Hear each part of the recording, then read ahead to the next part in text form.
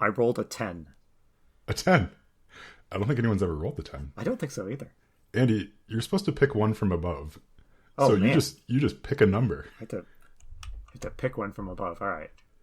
This is the rare moment where you actually we have ceded control over to the player to make his own destiny. All right. Okay. Chris and listeners, I am perusing the D10 table of topics, looking for one to talk about. This is good. Yeah. Honestly, I'm tempted to roll again because I enjoy... You enjoy the challenge of it being random. Well, yes. I mean, you can literally do whatever you want. The power is all mine. I am the dungeon master. Yes. Okay. I am going to roll again. Okay. Because I don't want anyone in the listening audience able to accuse us of like cherry picking topics. Okay. Yeah. Just before you roll, I just want you to know, if you roll another 10, we have to talk about every topic on the table. Okay. Chris, like some sort of a blitz round, like you have 30 seconds to... Okay. I'm going to stop. All right, here we go. Here it comes. Oh, it actually lingered on the 10, but then it tipped over to the 8. Okay. Which is, this is the most recently updated topic. Oh, yeah. How do you handle death? How do you handle character death in your games? Ooh.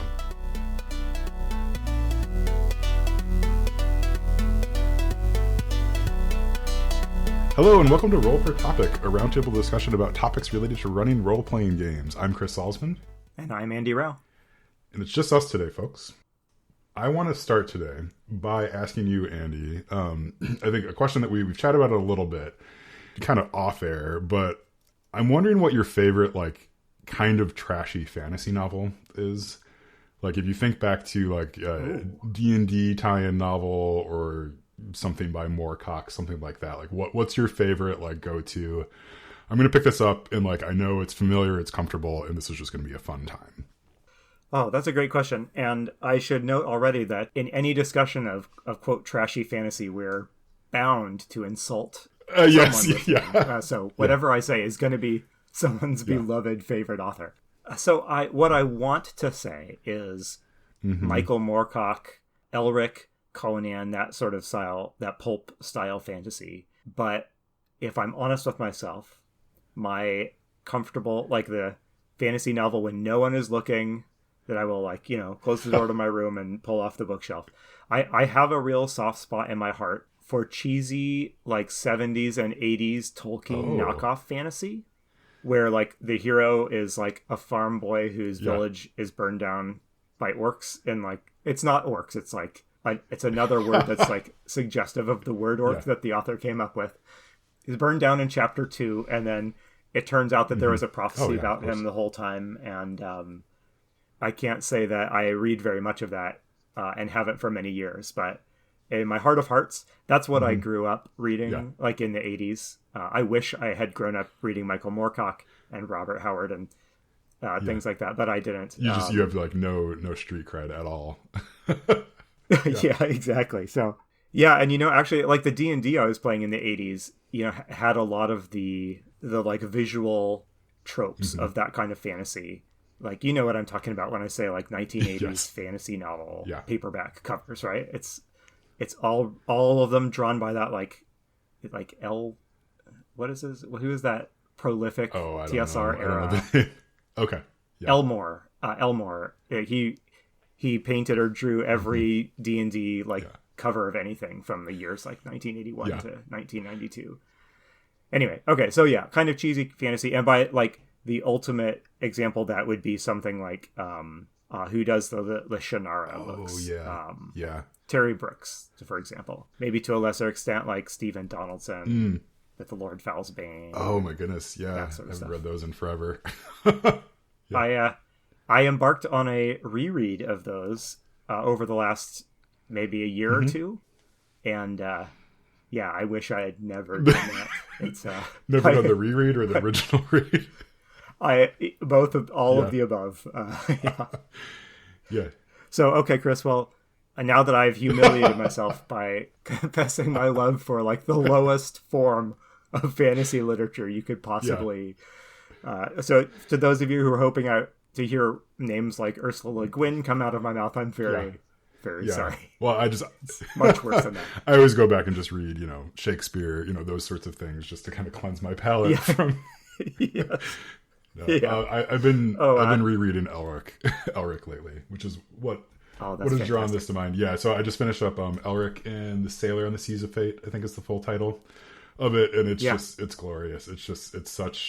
It's very competently written, right? It's just kind of a series of really good ideas, and Moorcock definitely had sort of his pattern down to how he writes novels and stories and stuff like that. But yeah, there's something about it that's very comforting, just where Elric is going to go in and probably kill a bunch of people he shouldn't, and be very tortured about it. And, and probably save someone and, not save someone else and those sorts of things. But yeah, it's I don't know, like, I really enjoy reading those every now and again. And I think especially just with everything that's going on in the world too, it's nice to have something comforting to go back to.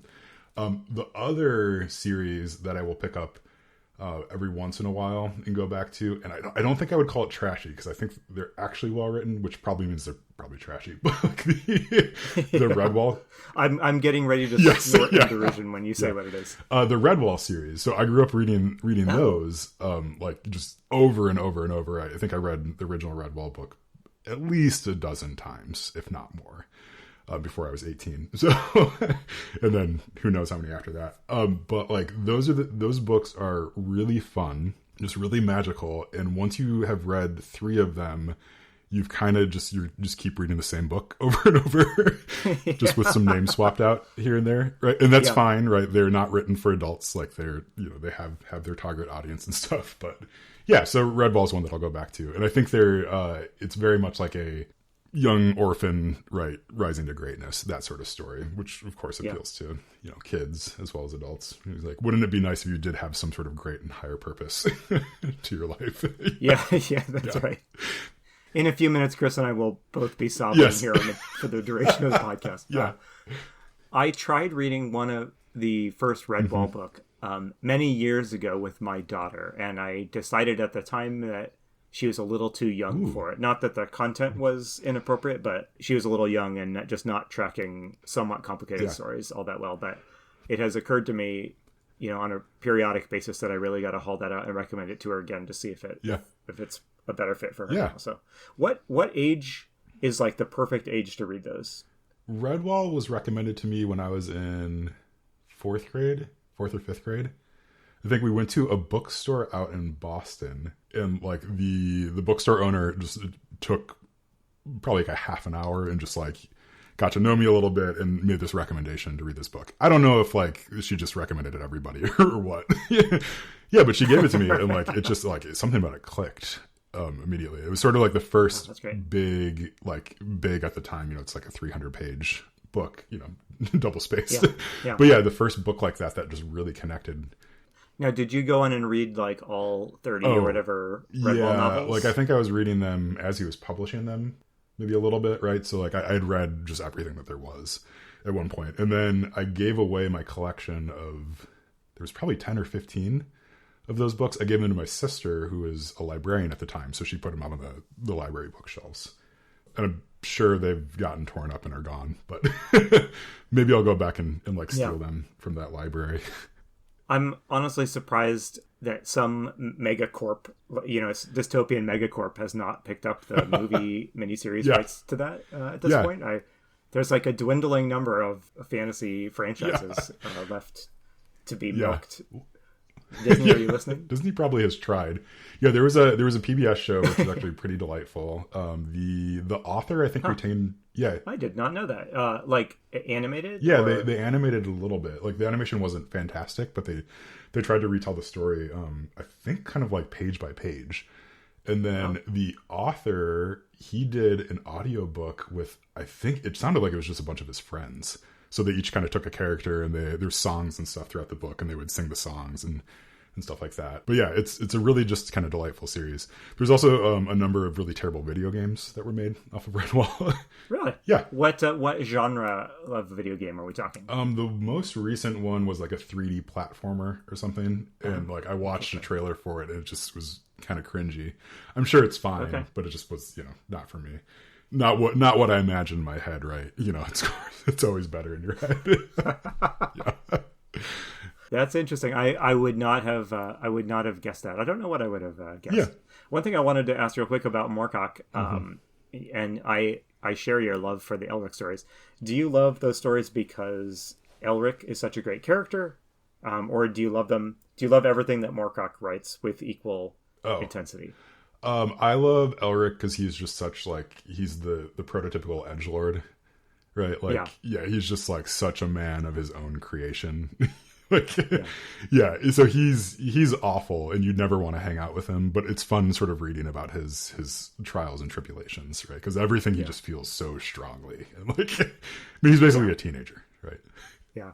See, my version, I feel like such a fraud. Like my version of Elric growing up, you know, that my teenage mind fastened onto was the edgelord wizard from the Dragonlance stories, Rassilon. Yeah.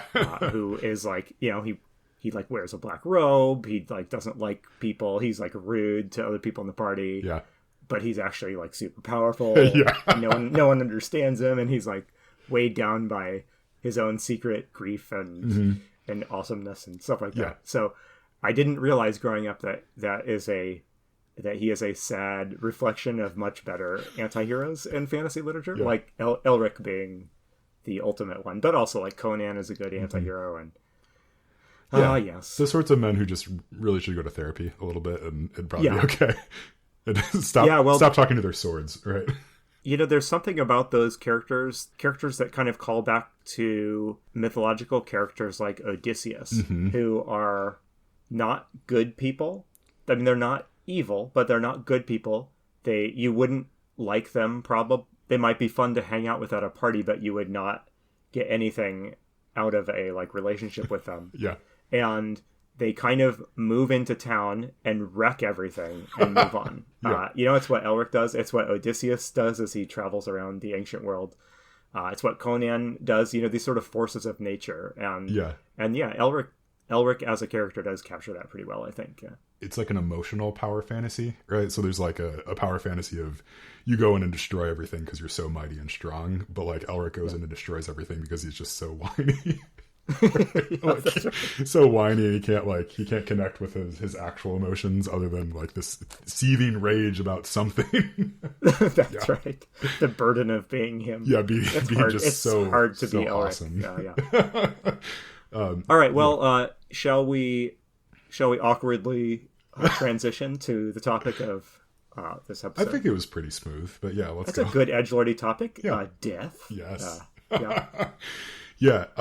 So before we get too far into this, so I need to confess that I have never actually killed a player's character off in a game before. Okay. So I'm actually pretty interested to talk about this.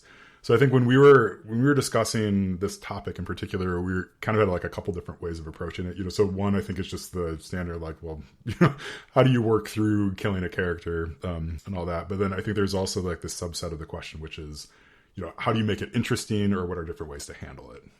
You know, in the course of my game mastering, I have had a good number of PCs die.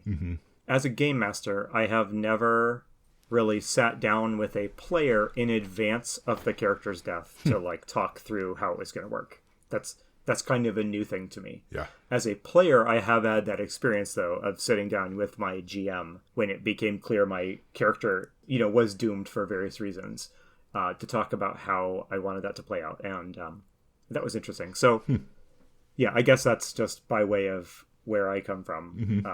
Most of the character deaths that have happened in my games have been just, you know, bad rolling. I have not charted out a character death. I haven't started a session going, you know, it would be best for the story if such and such a character died. But I have had quite a few characters just die to bad and unlucky rolls. So that's where I come from. What has happened, like when that has happened because of unlucky rolls, you know, someone dies like that, what's the reaction been in general? All over the place. So I have never had anybody, except for a couple of times, like in my foolish youth, when everyone playing was like a 13-year-old. I haven't had anyone get like upset about it. I think surprise is usually the reaction I see, because I don't run games that result in death very often. And I think if you were playing in one of my games, you could erroneously take from that this idea that like you're probably never going to die. And then when it happens, and I do try not to, fudge rolls when it's a matter of like a character's life or death. I try not to fudge rolls to manipulate it one way or the other. Yeah. And so I think it is kind of a surprise to everyone at the table. And it often is the case where like, oh, it hits, it does 14 points of damage. Oh, whoa, I only had 8 hit points left. And then there's this, that moment at the table. Oh, well, I guess you're dead then.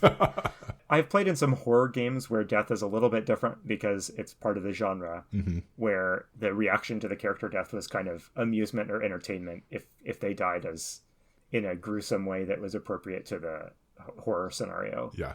I don't know. I guess I'm just kind of babbling here. No. Reactions all over the place. Yeah. But I will say there's a lot of this. You see this topic like touched on in the context of modern day like Critical Role. I hope I'm not spoiling anything for anyone. I think Critical Role or one of those shows in the last couple of months had like a beloved character die. Oh.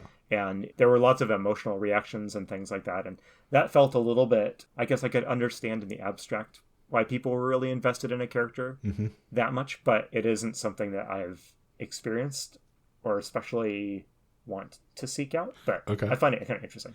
Yeah, I think with shows like that, and probably with any sort of character that you're playing, the reaction is more like how much time you've spent with them.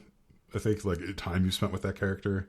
So like I'm thinking about this, and it's a little bit abstract, of course, for me, but like thinking about it, it's like there's this investment to like start a character, right? Like, so you have to come up with the concept and roll the character and fill out the character sheet and stuff, right? So there's just like a pure amount of time that you put into to get that character going. And then like the longer that you sit with them and the longer that you get to know them and those sorts of things, I think the harder it would be to sort of say goodbye, right? It's very similar to other relationships in real life, right? Yeah. Like, so you have to say goodbye. So I think like what seems like an outsized reaction is to be just like, oh, I've spent 100 hours, 200 hours listening to this character, kind of getting to know them, and they're like, now they're just gone? Like, how did that happen, right? I thought this was a game. This is supposed to be fun.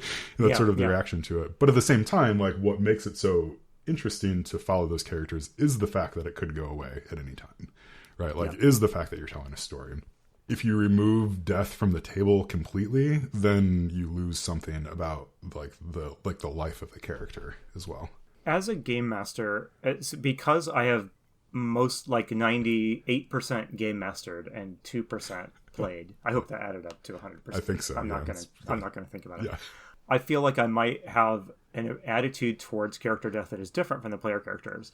As a GM, like I'm investing my time and my energy in the game as a whole. Mm-hmm. I don't have like this single focus point of like one character that is my main interface between me and this world, and the sort of anchor point that grounds me in the world that we're experiencing.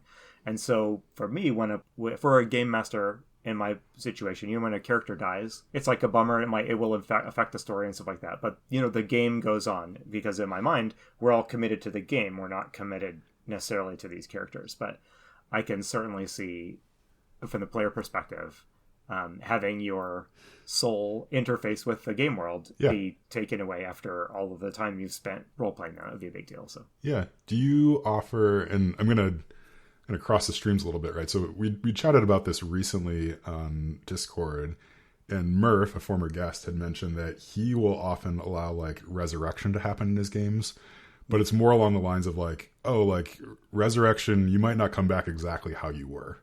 Right. So like, I think the example he gave was like, if you die in a certain town or like a certain level of the dungeon or something, and everybody there is like a mechanical construct, right? Like they might know how to resurrect you, but like you're going to resurrect inside of a robot, like you're going to be a cyborg from here on out, something like that. So I guess I found that like really compelling, first of all, right? And that just makes it a lot more interesting, the thought of resurrecting someone. But like, do you ever offer that to players? Like, do you ever offer like, hey, you died, but don't worry, like we're gonna have this whole side quest, or like we can have this side quest if you want? That is such a cool way. I have to interrupt. You mentioned coming back as a cyborg. Yeah, I'm sorry to always be pulling out these tales from my childhood. But, I ruined a game of Top Secret. Okay. One hot summer afternoon, and when we were all age 14, and one of my players' characters was killed in, like, you know, his Dodge Viper exploded while hurtling off the Grand Canyon or something. The coolest car. Yes, it was a cool death. Anyway, he died, and I had, like, recently purchased this source book on, like, introducing, like, cybernetic, like, enhancements to characters in Top Secret. So he did come back as a cyborg. Oh. But he came back like any cyborg character designed by a 14-year-old. He came back, you know, with, like, so insanely overpowered that it just completely wrecked. Better and stronger than before. So I have bad flashbacks when you said come back as a cyborg. Okay. Anyway, you were asking, so I love the intentionality of, like, thinking through ways to make death meaningful and interesting. You know, I love that idea. I will say, like, I don't, as a game master, I have not offered something like that to players. And it's kind of just a personal quirk of mine. In the D&D games I run, I tend not to have resurrection, raise dead spells be really a commonplace thing. It feels like one of those things, if I think about it too much, then nothing would make sense anymore. Yeah. Like, so the whole magic system just falls apart if you start thinking about it. Exactly. Like, yeah, like, why would I do anything if... Okay. Yeah. So, I will say, I played in a game, a Dark Sun game, where my character died, though. And from the perspective of a player, I did have a great conversation with the GM. And I was somewhat bummed that my character died. I was also excited for, like, an excuse to start up a new character, so I wasn't brokenhearted. But and he also didn't want my character just to be able to come back easily. But he did want to give my character an opportunity to come back because it was kind of a cool character, and we had some plot lines that had been cut short by his untimely death. So I switched to a new character. We played for a while, and then at some point, the party ended up going, like, down into the underworld to, like, Greek mythology style. Yeah. You know, to bring my character back from the underworld. And I thought that was neat. Like, you obviously can't do that. Every time a character dies, you can't introduce a whole side campaign of, you know, going into the afterlife and bringing that character back. But in this case, it made sense. It actually reinforced kind of the gravity of death because it was such a big deal. It took so much work to overcome the obstacle of death. It did reinforce, like, the seriousness of it, and I thought it worked pretty well. Like, it's not something you can recommend. You can't just casually recommend to any group, and it's certainly not groups that are playing in non-fantasy genres. You can't just casually throw out resurrection as, you know, an option that will always work. But I do think with some thought, and if you can tailor it to, like, the plot line that's already going on, I don't know. I think that there's a lot of potential. I mean, it's a great story hook if you haven't already done it. It's a great story hook at least once to let your players get together and try and figure out how to restore a fallen compatriot, right? It seems like the sort of thing you could do once with a set of players. Yep. Before it's like, oh, we're going to do that again. Right? Like, yeah, for sure. Yeah. It's sort of odd because, like, you have all these mechanics about, like, stuff that you can do and things, and then it's like your character dies, and then it's like, okay, now what? Right? Like, yeah. So I guess when you have a character die and, like, a player makes a new character, I guess how do you get that character into the story, right? Do they just kind of start with, you know, the same level or, you know, same equipment or things like that, or do they start at level 1? So, like, when you've had people re-roll a character, what have you done there? What I've done is I've had them join the campaign at the level that the rest of the party is already, or somewhere close to it. Yeah. If you're playing a D&D type game, there is typically no shortage of opportunities to introduce new introduce new weirdo adventurers into their ranks, right? Yeah. There's the proverbial inn that is always full of, you know, adventurers drinking quietly in the corner, ready to join your party. If you're going through a dungeon, are there prison cells in the dungeon? Yeah. You know, in one of those prison cells, is there a level 4 wizard that will be great? That will join your party when you free him? You know that. Yeah. So I know that if you're playing like old school D&D, you would find value in having a player create a new character, start at level 1, and join the existing party, and then embrace the challenges that come with that. The rewards being that you will get access to a lot of experience and loot that you normally wouldn't at level 1, but the risk is that you're wading into the fray with high level combatants, right? Yeah. I could, that's something I totally see in abstract. I see how fun that could be. But in practice, I have always said, oh yeah, you were level 4, just roll up by level 4, whatever. Yeah. I'm trying to imagine like convincing the rest of the party to go like hunt rats or something for a couple hours just so you can level up, or like, like huddle around this one character so they can get experience. Somehow it seems a little bit against the spirit of the game, whereas just start at level 4 is fine. Yeah, it's not a realism thing. It's just an expedience for the sake of the game thing. Yeah. What about like other, so like D&D, Pathfinder, like we kind of know how those games handle death. Like what about some other games that you've heard about? You know, there are other games you've played. How do they handle death? So I think the one that comes to mind that I've heard about but haven't played is the Phoenix Dawn Command game, where you essentially get like 7 lives, right? And part of your character advancement is kind of situated around you dying, right? So you die and then you come back and have something else there, which I find that to be like kind of interesting. It's like, okay, so now death is more like this expendable resource that you have that you have to think about how you're going to use it. And then the other thing that I've thought about a lot is funnels. So you take like 4 level 0 characters essentially, and then just sort of see who survives, through a funnel. Yeah.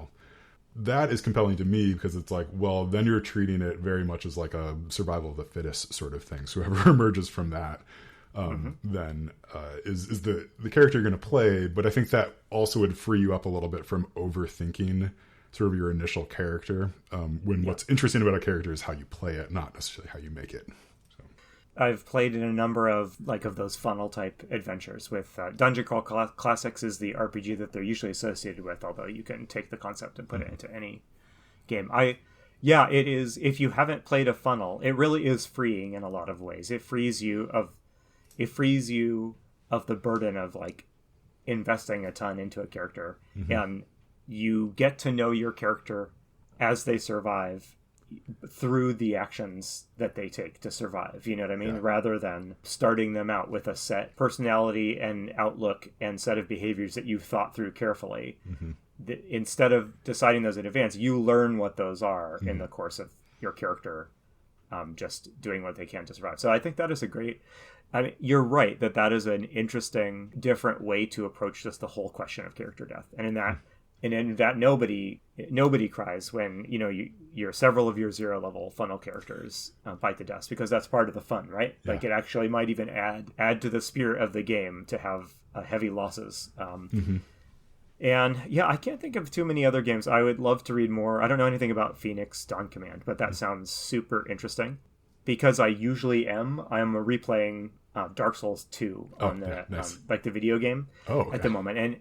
And every time I play these games, the mechanics of death are so compelling. Every single time I play those, I always think, how could I possibly take this like approach to character death and bring it into like a D&D game? And my answer is always, there's no way, I just can't.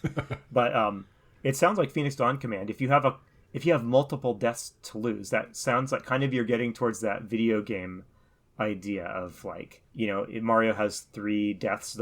That's just a form of resource management, in a way. And I love the idea of it. It's hard for me to see how that would work in a role-playing game, especially a role-playing game that is trying to like be somewhat realistic within the constraints of its setting. But I'm super interested. Yeah, I think like to hear more about it. Yeah, like realism is a word that probably should have come up earlier in this conversation. Yeah, right? Is like the thought of like death in a mechanical like game, right? It's sort of like why, right? Like you're trying to get at some sort of realism in a game that also has magic, or in a game that has cool cars and coming back as a cyborg. Like you're adding this like very realistic thing that like really drives a lot of our decision making day to day, right? Like not to get too morbid, but right, like there's lots of death and like we're confronted with it all the time, and yeah, probably most of the time we're trying to not think about it. But then we come to the table and it's like this major part of what we do is thinking about death and survival and those sorts of things. Yeah, so I mean, it almost makes me wonder. It's like, so like, what would a game look like that just didn't have player death? Like, what if there just kind of like wasn't that? Would that be interesting at all? Like, what if you, like, your character really had no consequences other than like a loss of time? I don't know. I mean, that would be interesting. Like when you mentioned that sort of morbid sense that a lot of what we do in our very realistic world is built around our fear of death. It makes me think of all the behaviors, the instinctive behaviors that could not be easily overcome, that are rooted in our mortality, that role-playing games do not really, at least role-playing games of the D&D variety, do not really do a very good job of emulating very well. In D&D, nobody in real life, or hardly anybody in real life, would treat their health and their well-being as a resource to be spent and regained in the way that D&D adventurers do. No one in real life would be like, fine, I'll break my arm. It's acceptable to break my arm or to shatter my rib cage, because I'll be healed later. That wouldn't happen. Our instinctive self-preservation instincts would keep us from doing all of the stuff that D&D adventurers are constantly jumping into. So we're already dealing with like a highly unrealistic treatment of mortality. And yes, I'm sure there are some daredevil real life people that like would do the sort of things D&D adventurers do, and treat their body cavalierly as an expendable resource, but not most of us. No, not most of us. I don't know where I'm going with this. No, that's a super good point. I mean, I think we talked about it a couple months ago on the show, but I'd cut my finger recently with a chisel when I was doing some woodworking, and like I think we said at the time, it would be like the equivalent of 1 hit point, maybe half of a hit point in a D&D game, and it was the most important thing to me in the world to not get hurt more. Yeah. Like, let alone put like a rabid wolf in front of me or something like that. Like, pick any of this, CR 1/8 like enemies in the monster manual and put that in front of me. Like, I'm not going to fight that. No, not at all. I'm going to go the other way, because I have that self-preservation instinct. But horror games often introduce some of these things as ways to emulate the genre of horror. Like, so they'll introduce some mechanics for fear, or maybe mechanics for panic or whatever. But the closest D&D ever gets is like rules that no one in the history of D&D has ever used, which are like the morale rules for like NPCs and monsters. And and do you hear me? No one has ever used those rules. If you're listening and you've used them, I just don't believe you. And I don't want D&D to be, D&D would stop being the fun thing it is if like an encounter with a wandering wolf, turned into this dumb thing where everybody's too scared or nervous to approach. But it does. There is sort of like a intensity of human experience that happens in life or death situations that D&D and most role playing games don't really touch on. Yeah, it's sort of like a setting of the stakes whenever you sit down at the table, because like a real, like if you were going for realism, all you need to have in there to make it like difficult in a realistic way would be like, I don't know, like you miss your bus and you're late to work. Like that's enough. That's enough tension for most people's day, right? Like, not like your village is burned down. Now what are you going to do, right? It's like, it's all these very mundane stuff, so then we have this mechanic in all these games about like, and then your character can just vanish, right? Because you rolled real bad. Yeah, it's an interesting thing to think about, because it's like, without that threat, then you don't really want to play the game. But like when that actually happens, then it's really sad. And like we kind of tie ourselves into not thinking about resurrection and other sorts of ways to handle it. Yeah, it does make me want to try to play in a couple games where I treat my character a little bit more cavalierly and like push those boundaries a bit and see what happens when it doesn't go well, right? Like how bad is it, if your character dies and you have to reroll? Is it that big of a deal? Because I think for a lot of players it feels like it's a very big hurdle to get over. And I think for a lot of GMs too, it's like you don't want to you don't want a total party kill. Like you don't, like you just don't want that. It seems like that's a bad time. But like, what if that was more of an opportunity and everybody thought about it that way? I think is sort of a better way to frame it. Maybe if you're going to have that be part of it, or maybe it's just always got to be that threat on the table.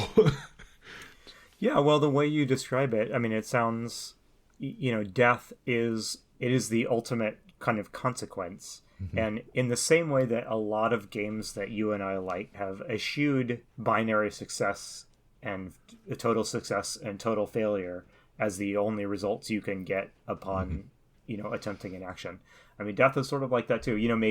Maybe in the same way that games have gotten very creative with this idea of like failing forward, where the consequence of failing to jump over the wall or whatever is not that you just fall and die and can't ever try it again, but maybe something it doesn't work out the way you wanted. It does something to move the story forward instead of shutting the story down. In a way, death is sort of the death of a character is sort of the ultimate shutdown, the ultimate shutting down of the game, right? Yeah. And so it would be interesting to see games. I don't even know exactly what it will look like, but how do you keep the effectiveness of that? It is an important consequence, and knowing death is in all of the stories we read and then we love. The stakes, are life and death. That's something that resonates really well with us, and it resonates well in a game thing. But how do you have that stake of, look, if you fail to stop the evil wizard, you will all die? How do you keep that intensity of that stake without the actual threat of you're all dead, roll up new characters? I don't know. And I'm also just rambling. But. No, it's like, failing forward or dying forward. It's like, So I have a quick question for you. Do you, in the games you've run in the last couple of years, do you have a discussion with players up front or early in the campaign where you talk about things like, hey, in my campaign, death is a very real consequence and it's a deadly world, and you should play your characters to the hilt because you never know when their time might be up?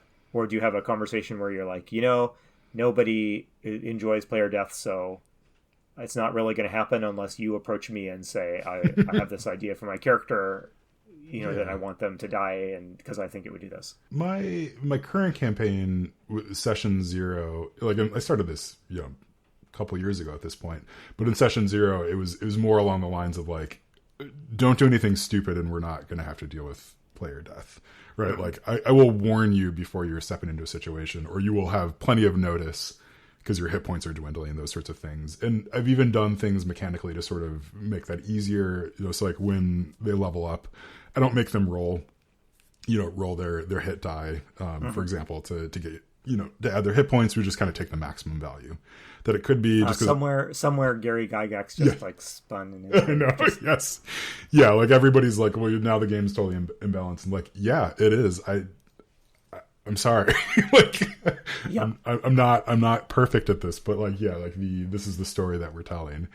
And but I think like through the conversations we've had on this podcast, and I think like this conversation in particular, whatever I play next, I think I want it to be a little bit like more hardcore, if that makes sense. Not necessarily like Dark Souls level hardcore, but like, somewhere in between here where it is more of a natural part of it, right? Because like, certainly lots of the villains and lots of the monsters and stuff in the game that, the campaign that I'm playing, they have died. Like I've rolled death saving throws for them and they've died. And like, there's a moment where it's like, oh, okay, well, that person is gone now, right? But we all move on and stuff, right? So there's sort of like that side of it. Yes, death is very real and stuff. It's not like we have bonked them on the head and now they go back home, right? Like it's a death. But on the player side, I mean, I think they feel powerful, and that's fine for the setting that we're playing in right now. But I think I want to experiment with it because I think it could be a fun thing, and I think it'd make people think about their characters in a very different way if they knew that it was like, this one is probably going to die. So I think it'd be a little bit faster to come up with a character, and they might have one in their back pocket, those sorts of things as well. Yeah. Well, I think that we're coming up on our time here. One thing I wanted to mention that I don't think I'll ever get to, but in the category of like kind of dream campaigns that I every now and think would be fun to do, the Afterlife campaign has always been one that I've been interested in, like a campaign where there is a total party kill, and then you pick up that campaign in whatever the afterlife of your setting is. Ooh. I've heard of people doing this. It sounds really fun. It requires, since it requires a total party kill, it's not, something that comes up super often. Do you like start with the total party kill, or?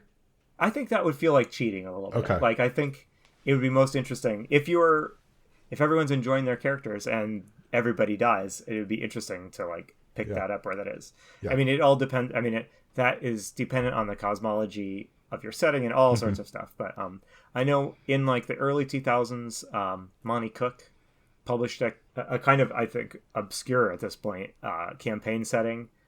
It was like Ghost Walk or something like that. But the idea of it was the setting was like this afterlife city that like dead adventurers wind up in. Ooh. And you have, ghostly adventures. I don't own it, so I don't remember. I don't know all the details about it, but and there's whole game, there's a couple of games that are specifically about playing dead characters, like Wraith the Oblivion in edgelordy 1990s White Wolf fashion.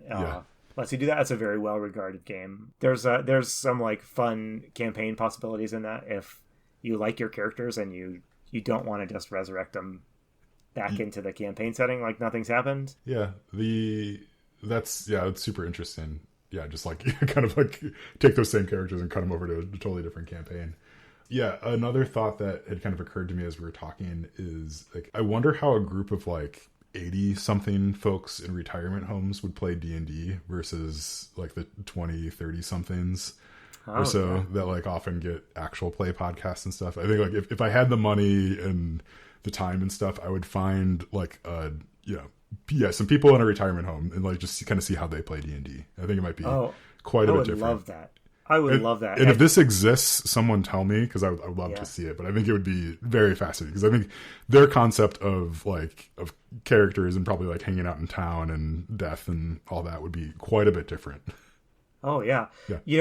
I've had this thought when we celebrate like diversity when we see it in the gaming world, and one part of like a really diverse community of gamers would be one where people of like all different ages and generations are speaking to it.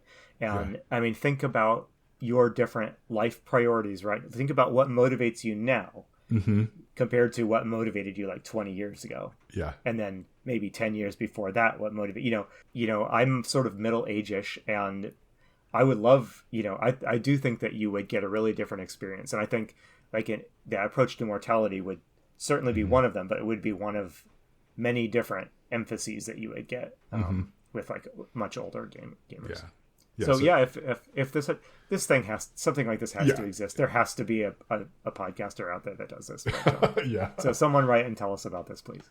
It also makes me think, and this would be like, this is more of an art project than anything, is to make some sort of like short-ish campaign and have a group of people play it like every 5 to 10 years or something like that, and just record it, over time. And it's like, and see how they kind of approach it from decade to decade. Just one of those like lifetime event sort of things. But well, it will be interesting. If I don't know if the sort of YouTube online streamed gaming phenomenon is like a fad or if it's here to stay, but we are building a historical record that to look back at in future years, like in 20 years when we're all jacking into the interweb and doing our holographic D&D or whatever.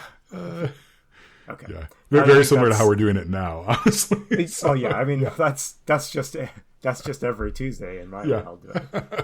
All right, well, this is definitely a sign that it's time to wrap up this episode. Chris, we should note that pretty soon you will be bowing out temporarily for real life responsibilities that will take you away from the podcast for a couple of weeks or months. So my wife is going to have a baby pretty soon. That was me dancing, and I was like suddenly like, has he said he's going to have a baby? Maybe that's not something he wants to share. I think so. I mean, I think we probably know most of the people who listen to the podcast, so I hope at this point, if you know me, I've told you that my wife is having a baby pretty soon. If not, surprise, this is how you're learning. But yeah, so towards the end of the month is when it's expected to happen, but you never know when that'll happen. Yeah, so I'll be gone for a couple months. It sounds like Andy's got a couple plans. We might rerun some old podcasts and stuff, but we'll be back at some point. A couple plans is about right, because I certainly don't have more than 2. Yes. Yeah. But yeah, it'll be good. But yeah, so, and then I'm looking forward to, like after paternity leave and all that stuff is done, the world will be totally back to normal, right? And so we'll all be able to just play our games. That's not true. It's never going back to normal. So that's right. It's over, Chris. I hope you've enjoyed it up to this point. There's been some good stuff. Okay, well, with that, I think we should wrap up. Yes. Thank you for listening. As always, we really appreciate you listening. We appreciate it when you reach out to us. Every now and then someone will ping us on Twitter or through another channel. And we always appreciate hearing from you. So please drop us a note if you have any comments about the show. And we will see you next time, but without Chris. So I'll leave you in suspense as to what shape that's going to take. Yeah. All right. Well, thank you, everybody. I've been Chris Salzman. I've been Andy Rao. Remember, if your player's having fun, you're a great GM.